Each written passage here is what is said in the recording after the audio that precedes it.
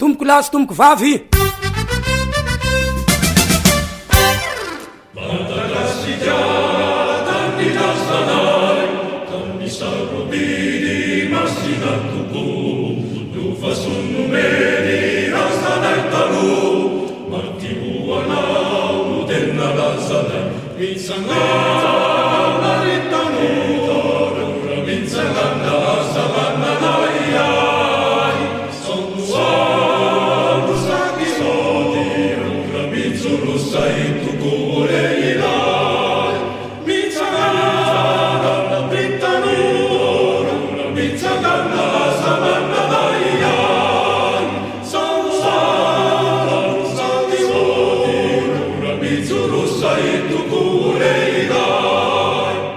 Tsy mivaona amin'ny tanjona ny fanarahana ny tolona iraisantsika.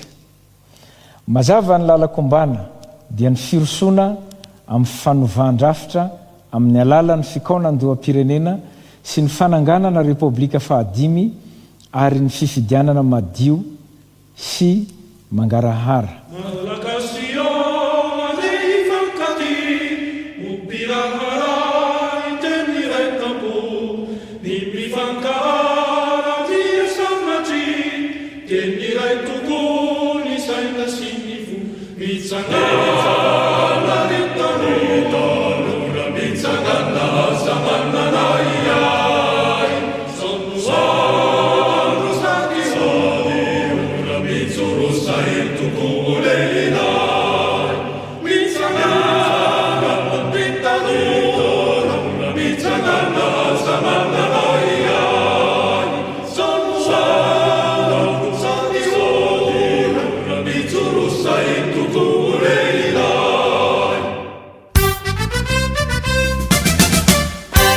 Saotra tomboko lahy, saotra tomboko vavy.